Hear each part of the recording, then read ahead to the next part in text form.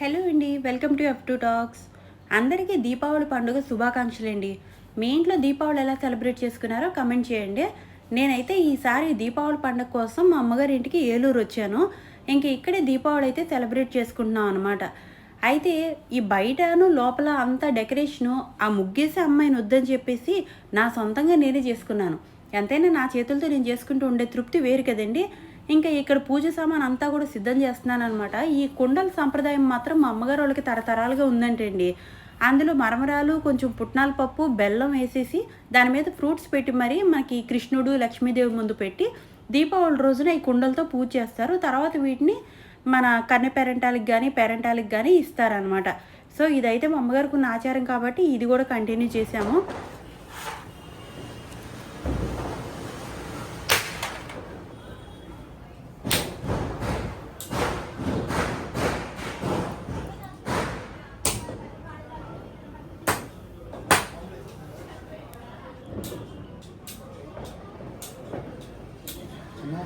ఎవరిలో తెలుగుని పరిచయం.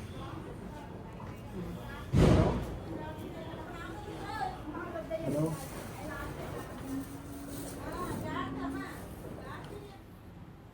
ఇంకా మా తమ్ముడు అయితే మాత్రం తన ఆఫీస్లో ఉన్న స్టాఫ్ అందరికీ పొద్దున్నే ఇంటికి పిలిచి క్రాకర్స్, స్వీట్స్ అన్నింటినీ కూడా పంచేసాడండి.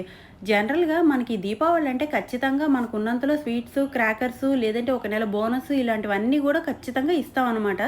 సో అదే విధంగా మా తమ్ముడైతే ఈరోజు ఉన్న స్టాఫ్ అందరికీ పంచేశాడు. ఇంకా తర్వాత ఇంట్లో కోసం అని చెప్పేసి ఒక మంచి మార్వాడి షాప్ ఉందని అక్కడి నుంచి ఒక స్పెషల్ స్వీట్స్ అన్ని తీసుకొచ్చాడండి. ఇంకా వీటన్నింటిని కూడా మేము పూజ కోసం ఉపయోగించుకున్నాం అనమాట. నిజానికి టేస్ట్ కూడా నెక్స్ట్ లెవెల్ ఉన్నాయిలేండి ఈ స్వీట్స్ అన్నీని. ఇంక ఈ పూజ అంతా అయిపోయిన తర్వాత ఈ దీపాలన్నీ బయట పెట్టిన తర్వాత కానీ మనం క్రాకర్స్కి పిల్లల్ని అలో చేయం కదా. అందుకని బెల్లం చుట్టూ ఈగలు మోగినట్టు నా చుట్టూ తిరుగుతూ ఉన్నారు. నువ్వు ఎప్పుడు పెడతావు, మేము క్రాకర్స్ ఎప్పుడు కాల్చుకోవాలి అన్నట్టు అనమాట. ఇంక నేనైతే పెట్టేశాను. ఇంకా వాళ్ళ దారిని వాళ్ళకి క్రాకర్స్ కుదిరేయడమే నా పని అండి.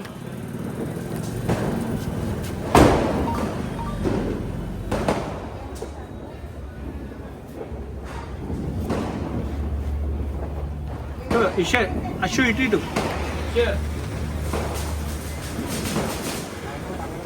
చూపించు.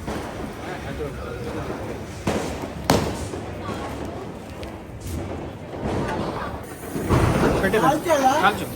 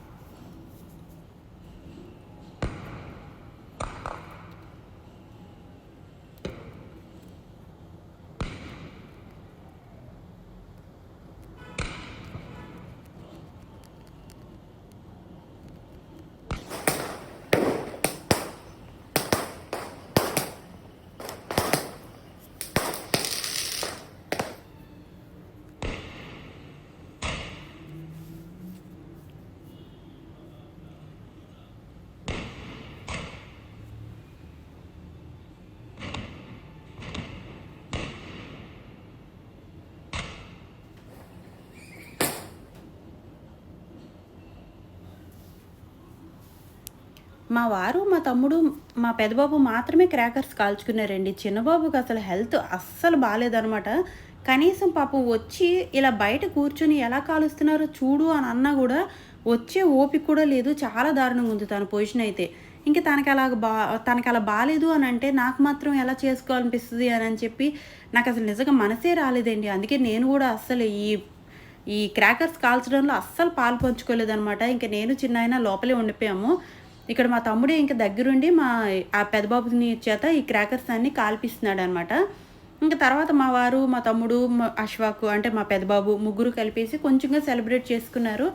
ఇదంతా అయిపోయిన తర్వాత అసలు కనీసం చిన్నబాబుకి కళ్ళు తెరిచి చూసే ఓపిక కూడా లేదు. ఎందుకొచ్చిందో తెలీదు గానీనండి, నిజంగా ఈసారి హెల్త్ చాలా బాగా దెబ్బేసింది. పాపం 10 రోజులైనా కూడా ఇప్పటికీ కోలుకోలేని సిచ్యువేషన్‌లో ఉన్నాడనమాట తనైతే మాత్రం. ఇంక తన కోసం అని చెప్పేసి భోజనం ఎలాగో చేయలేకపోతున్నాడు. లిక్విడ్ డైట్ ఉండాలని చెప్పి నేను ఇలాగ రంజాన్ టైంలో కాస్తారు చూసారా బియ్యం నూకతో గంజి, ఇంకా ఆ గంజినైతే కాసాను. కనీసం ఇదనుకోండి ఒక 4 స్పూన్లు తాగినా లోపలికి వెళ్ళి కనీసం ఇంతలో ఇంతన్నా తనకి స్టామినా వస్తది కదా అన్న ఒక ఆశతో ఇంక నేనైతే లోపలికెళ్ళి ఈ గంజి కాసాను. వేడివేడిగా ఉంది కదా చల్లారబెట్టాక పట్టిద్దాం అని చెప్పేసి. మొత్తానికి మా దీపావళి ఇదండి.